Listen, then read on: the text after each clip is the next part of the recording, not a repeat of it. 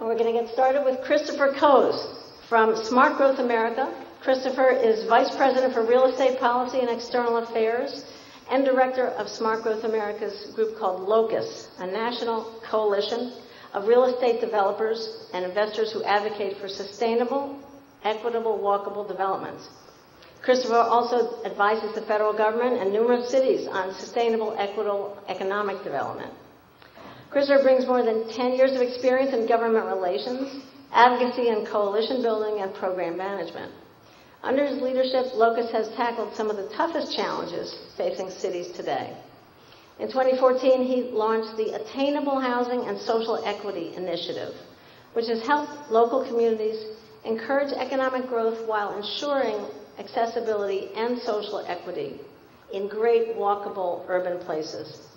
He's also advocated for a national 21st century transportation system. Christopher currently serves as an active member of the Urban Land Institute and as treasurer of the board of directors of African American Real Estate Professionals of DC. So it's my honor, my pleasure to bring you Christopher Coes.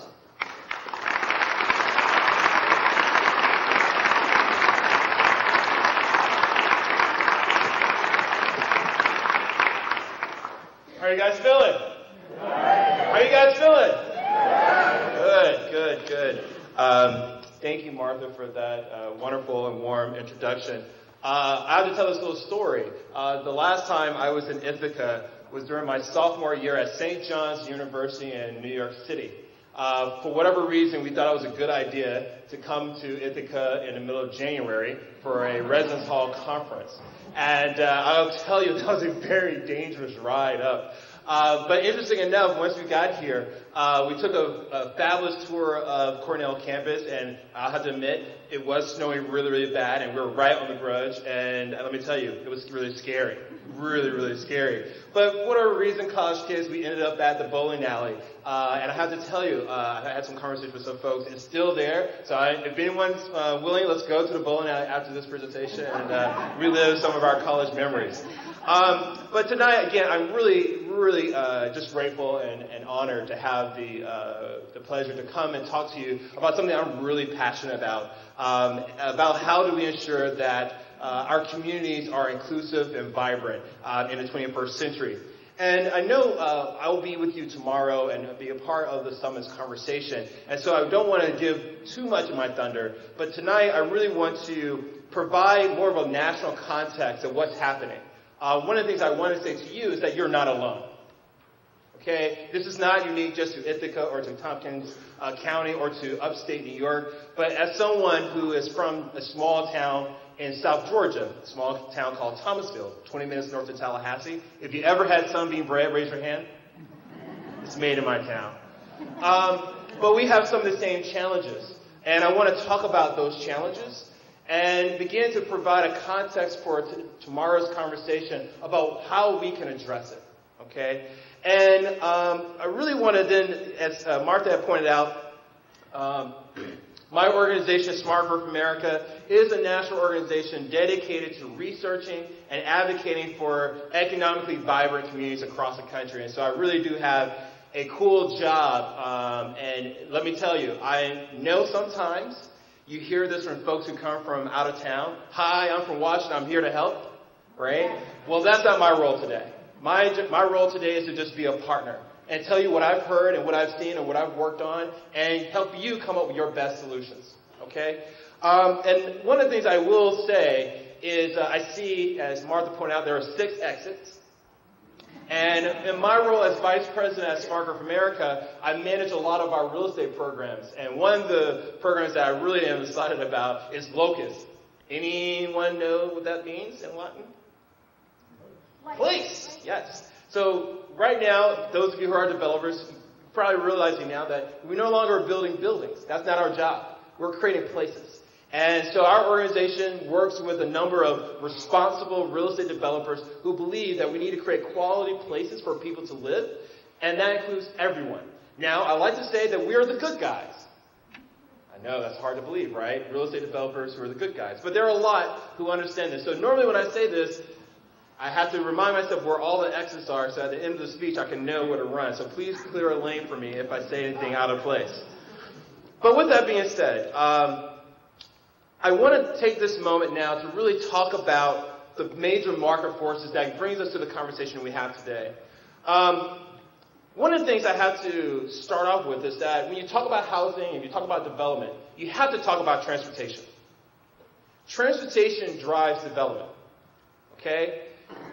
If you build highways and your roads, you're basically saying you want development that supports cars, right?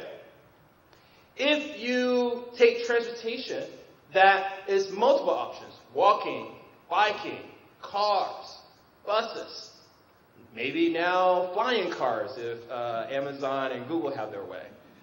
You have what is called multiple options, which creates walkable urbanism. So there are two forms that we shape the built environment that we live, work, and play in, whether it's drivable, suburban, or walkable urban. And this is important to understand this as we talk about some of the issues we're dealing with when it comes to affordable housing. For the last 60 years, America's primarily dominant pattern has been the drivable suburban model. And generally speaking, we all know the hit phrase, see the USA in your Chevrolet. That was a popular idea. That's what America wanted. And interesting enough, that was a very effective affordable housing strategy. If you were working in a factory and you could not live close to the factory, you just keep driving because gas was cheap, infrastructure was cheap, you found a good home, traffic was pretty good. Now, that worked for our industrial economy. And you saw over time, over the 60 years, we moved from the downtowns, we created our edge cities, and then eventually we got to our edge cities and to suburbia. Now, you may know where I'm going to go next. For much of the 20th century, this is where we lived our lives. We built the highway system, we then built the regional malls, and then we decided to build more infrastructure that has now led to what is infamously known as sprawl. This has been the dominant form of America for the last 60 years. And we're now seeing today what is the bill for that development, and has now come due. Now, interesting enough, starting in the mid-1990s, across the country, we begin to see some things changing, particularly in the demographic sector and economics. And I want to talk about that for a second. First, we started moving from the manufacturing economy to the knowledge-based economy, where we were shutting down our typical coal mines and smokestacks and chasing after talent. Most recently, Smart Growth America, working with Cushman & Wakefield, did a report called CORE, and it stands for Corporate Relocation Report. And essentially it surveyed over 500 companies that moved their headquarters or businesses from drivable suburban development, office parks, to downtown and walkable urban development. Can anyone guess what was the number one reason for most of the CEOs for moving their businesses to these walkable urban places? Just shout it out. Travel. Anyone else? Talent. Traditionally,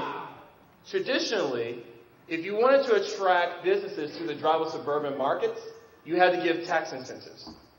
Today, the number one incentive that a locality can give to a company to encourage them to move to their jurisdiction is abundance of talent and a healthy workforce. So with that, we begin to see in the 1990s and in today that the economy has changed. And to make a final point is that those companies, when they followed the workforce was not asking for drivable suburban lifestyle. They were actually asking for something different. Let me touch on that for a second. So who was the driver of this change in the 21st century? How many of you are millennials? Show of hands. Okay, a few of you here, you snuck in. Good. Supposedly, A new report came out like last week, and basically those of us who were born in like 81 and 83, we're not millennials anymore. Supposedly we're now late boomer Gen X's. No one knows what the heck about Gen X's, right? Like no one cares about them anymore, right? That's a little Gen X joke. But here's the thing you should know. When our grandparents were looking for, were growing up and reaching my age, or my little cousin's age rather, they actually were looking for that factory job. It didn't matter where it was, but that's where they were going to go. Today, 65% of individuals between the age of 25 and 35 pick a place first that matches their lifestyle before they even find a job. So if you have a really cool city, you live in San Francisco, you live in New York, or Knoxville, or here in Ithaca, I'm going to move there because I hear it's cool, it's hip, it has some of the edgy stuff that I like. And then once I get there, I'll figure something out. That's what you're dealing with. That's the dynamic that we have. Also, interesting enough, the National Realtors submitted a report early in July that basically said overwhelmingly millennials are favoring walkable urban communities.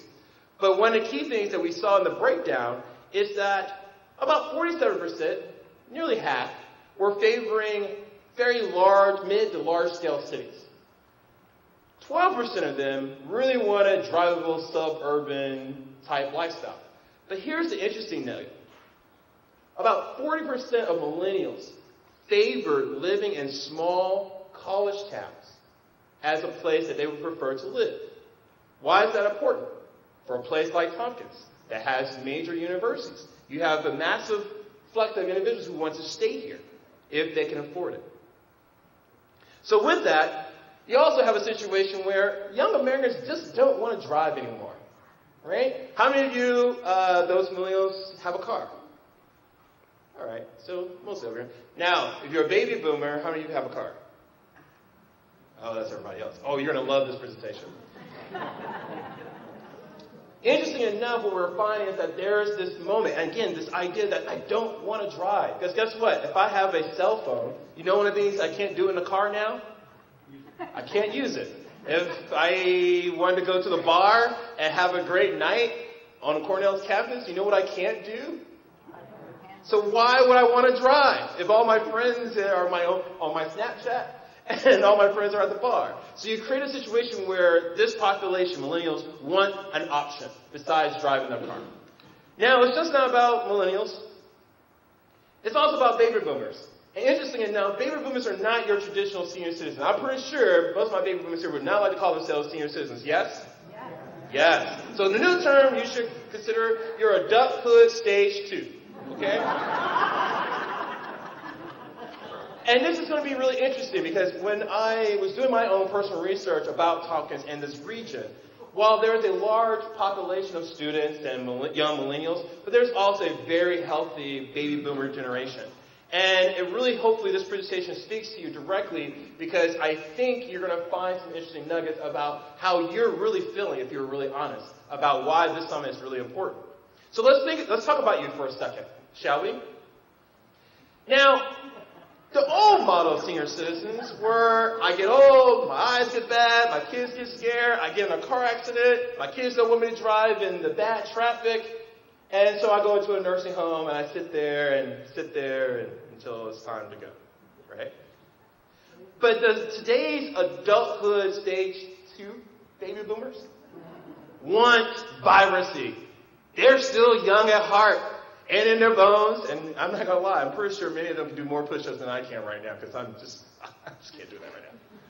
They want this lifestyle. And so the idea that you have them dependent on their, what is natural, aging bodies, but not having them have that active lifestyle is something that they're rejecting in numbers.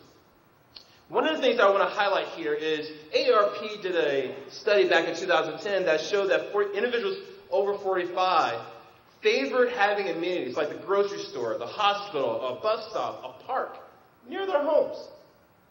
In addition to that, we found that, those same individuals, when you actually broke it out about transit, 51% prefer bicycling. like the idea of walking, like the idea of being able to go shopping without getting in their cars. But in addition to that, they even more so than anything did not want to be in communities that were a bunch of senior citizens. They actually wanted to be in communities that were intergenerational, that was mixed age. Yes, the facilities may have baby boomer, adulthood, stage 2 adults amenities, but they wanted to be amongst the young, wanted to be amongst the working families. And to put a finer point on that, employment, since the recession, has become a major theme among baby boomers. Many baby boomers will now be working all the way up to 70, if not longer. And so proximity to their jobs has become yet another big market factor in real estate. And you'll see how this is important in a second. Interesting enough, when we look at the housing stock across America, we have a big problem. So you'll see here, and I hope I do this right, the blue and the red line, sorry, I used the mic. The blue and the red line is the size, the home sizes, okay? And so you'll be using this size. So you see, it's over the years, it's been going up, right? So the blue line is the average, the red is the median. The brown line that you see here, use this side, is the size of households. Starting from 1975, we've been going down. So what does that mean? For the past 67 years, we've been continuing to build bigger and bigger and bigger homes for homes and families that are getting smaller and smaller and smaller, which means there is a massive pent-up demand for a development that's small for households and are within walkable urban places. And of course, we know DC is expensive. We know that New York City is expensive. We know they have their own gaps. But what you should also know is that one of the places that has the biggest gap in terms of housing stock is in small towns, like Ithaca and Tompkins County. So we know that. Well, if you have pent-up demand, guess what happens? Gentrification. And I think we all know that's probably one of the most hated word in the real estate industry today. But there's two reasons for that in walkable urban places. Generally, construction cost accounts for about 30%, and the other portion is 70% of the cost. Now, I don't know about you, and I'm going to quote my former president, Chris Lineberger, but America has a lot of land. We stole it fair and square. So it's not the issue that we don't have enough land. We just don't have enough walkable urban land. So that's one of the things I want to talk about later on tomorrow, about how do we change that dynamic. But also, I want to take, with my, just a quick time check. How am I doing on time? Good. Well, she says don't stop. I'm going to keep going. Good.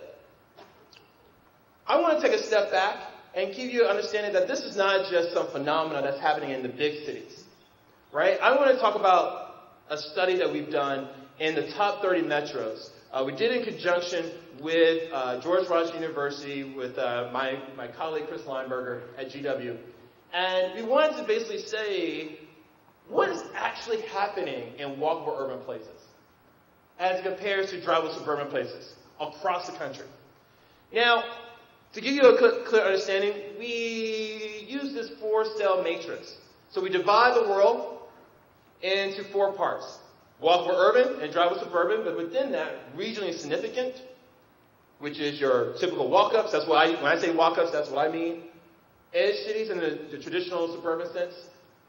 Neighborhoods, which are, your classic residential communities and your classic bedroom community in suburban. So we took that 4-cell matrix and we said, how are they performing economically and socially? And one of the things we found was, out of 558 walk-ups across this country, DC, New York, Boston, and San Francisco had the highest number of concentrated walkable urban places. Okay? We also found in all the top 30 metros that on average, every walkable urban place, on average, had a 74% rent per square foot premium over their drivable suburban place. Okay? How many of you are familiar with WalkScore? Oh, just a few hands. Oh, this is fun. This is fun. So, take out your phones. I know Martha told you to put your phones away. Take out your phones. And take out your phones. Come on, come on. This is fun. I got 20 minutes. 18 now. All right, here's the deal. I'm going to go through my presentation, but at the end of the presentation, I want you to go to a thing called walkscore.org. It's going to ask you to put in your address. And I want you to look at it, all right? And at the end of my presentation, the person who has the highest score, I will buy a drink for. Ah, you like that, right? And right now, the only drink I can offer is a bottle of water. So hold that, look it up, and at the end, I'm going to ask to see who has the highest number. You get to come down and give your story. But here's the thing I want to mention here is that this is not just about the big city. When we look in a lot of these places, it was also about the suburban communities that had this urban, walkable feel as well. And in D.C., naturally you think, oh, D.C. is just a natural big city. Actually, the bulk of the walkable urban places that are popping up are all in the suburban communities. They are actually retrofitting themselves. And interesting enough, while D.C. has a lot of transit access, 25% of its walkable urban places are not transit served. So while transit is a major component to creating walkable urban places, it's not a prerequisite. Interesting enough, and this gets to our conversation today, is that walk-ups, because of their inherent value of creating energy and vibrancy, the economic performance goes up. But because of that, affordability, not just for housing, but commercial space, becomes an issue. So while we're talking today about the housing summit, how we can ensure that individuals can stay in their homes, we also should be thinking about how can we ensure that small businesses can stay in neighborhoods, right? We have LifeTech, which is a great federal program to support affordable housing, but we don't have a federal program to support small businesses and affordable commercial space. In D.C., there's a natural story that we say, 1,000 people move into D.C. every month. But the real story is 4,000 move in, 3,000 move out. Naturally, you'll say, oh, because it costs so darn much. The real story is, yes, it costs a lot, and a lot of people are moving out due to housing costs. But the real story is small business owner, mid-sized business owner who cannot find affordable spaces to expand their businesses. If you care about your vibrancy of your neighborhood, you've got to make sure that you have places for your job creators to grow. So with that, we recognize that you can't actually sit idly by and let the market do it. So you actually have to have a plan. You actually have to have a social equity, affordable housing plan at the beginning of the market. Because otherwise, once the cat is out the bag, it's hard to bring it back in. And that's why this summit is so important. Because you're right now at the cusp of that conversation and you can start putting some things in place to actually mitigate some of the harmful impacts of great walkable urbanism. Now, as I said before, I want to spend the remainder of my 15 minutes, I believe, talking about America's current housing policy, affordable housing policy, which I like to say is failing. Now, you might have heard about this, drive until you qualify, right? That has been America's #1 housing policy for Americans. And actually, I would go on record and probably say that's probably true for this region.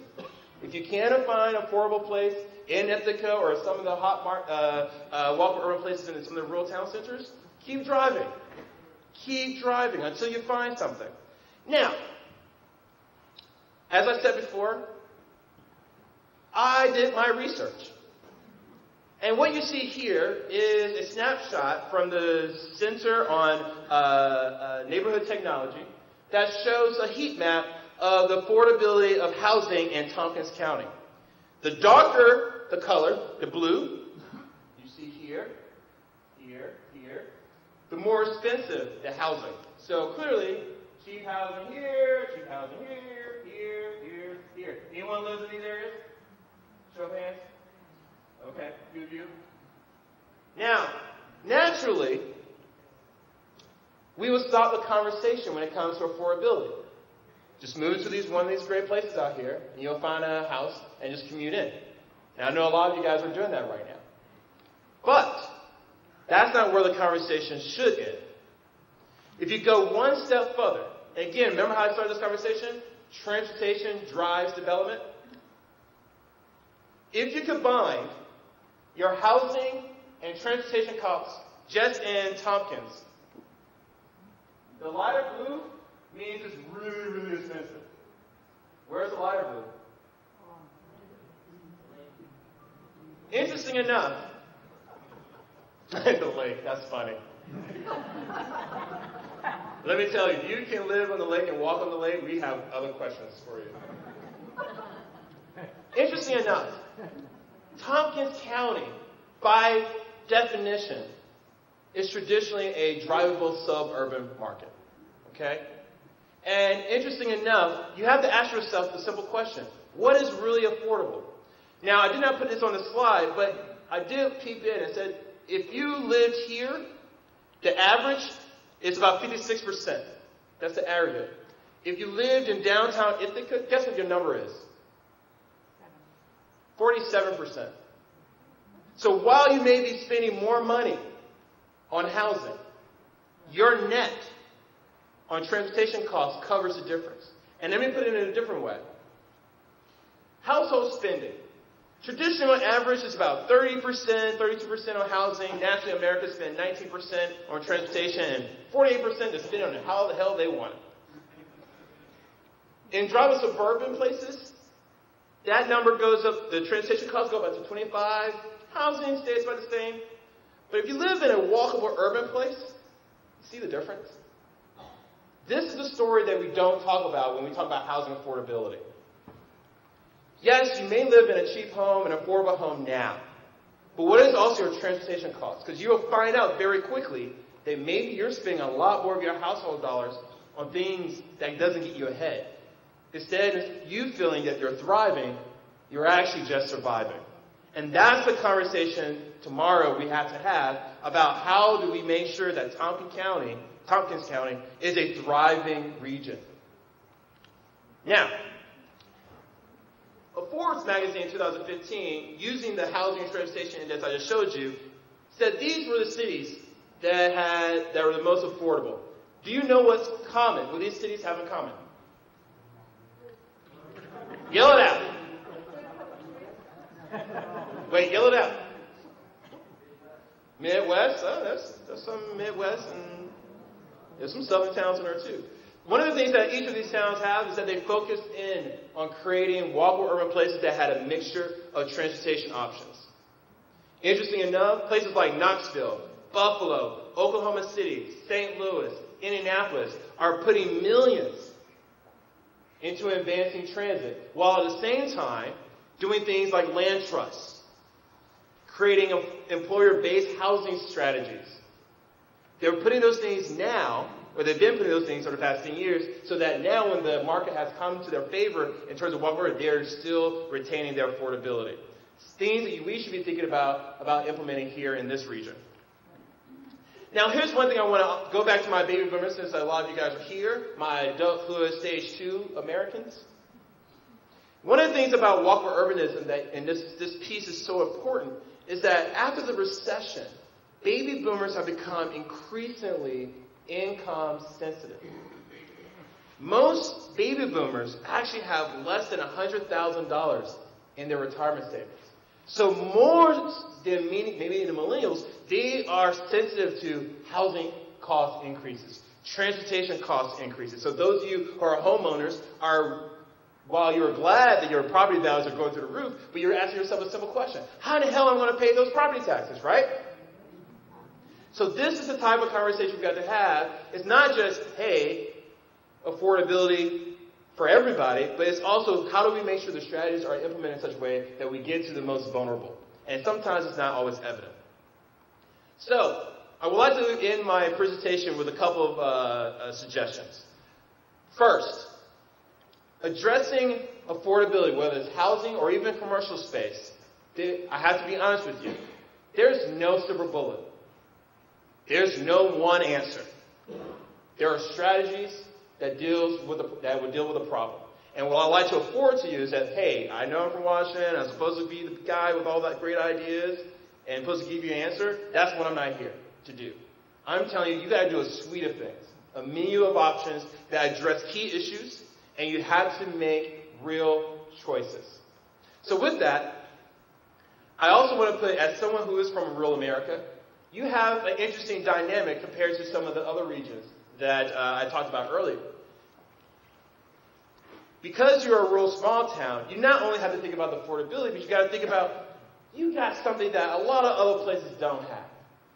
Valuable land, farmland, open space, places that I want my kids to go see the beautiful ravine, the mountain ranges, the rivers, and so forth, access. These things you want to protect, because otherwise, if we maintain the current affordable housing policy of this country, these items would no longer be there. But the question is, we know, in a place like Ithaca, there's only so much more you can build, right? We're land change. So the question is, where do you build next? And that's the conversation you got to have. Where are we going to concentrate our new development? And it doesn't always have to be in the downtown core. Now, here's some typical impediments to achieving affordable housing. And I like to actually use the term attainable housing, because it has to be housing for everybody. I want rich people living in walkable urban places. I want low-income people living in walkable urban places. It needs to be housing that everyone can attain no matter where they are on the income scale. But here are some common issues that we found across the country that have been impediments, and things that you should be thinking about as you craft your strategies to create a more affordable environment and inclusive environment. Now, one of the things I will hone on is zoning and NIMBY opposition. The Economist in 2015 did a study and a research that basically showed local zoning and NIMBY opposition is by far the single reason why we have an affordable housing issue in this country. Because the fact that these communities that we know are desirable can't accommodate and are not allowed to build up, we actually are creating the problem within ourselves. But here's the thing I challenge the Economist on. It's not that there's a NIMBY opposition that should be the issue that we should focus on. It's the fact that as a community, we don't talk to one another to understand what we all need from one another.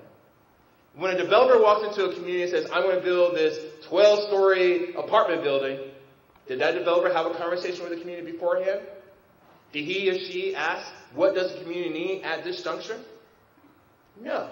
Oftentimes, it's a plan that gets presented that the community reacts to.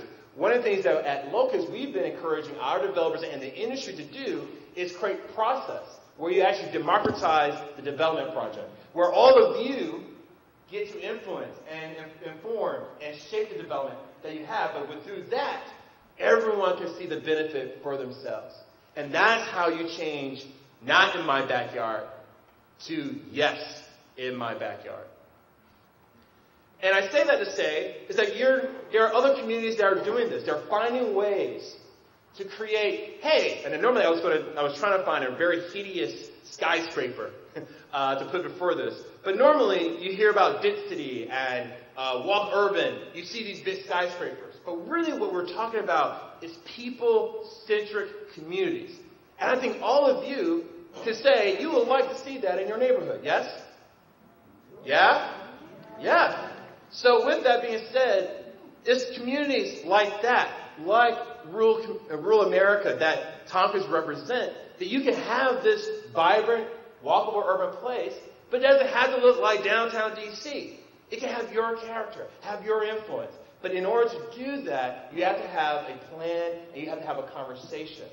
Both the city, the developer, and the local community. Not just some members of the community, but everyone, because you're in it together.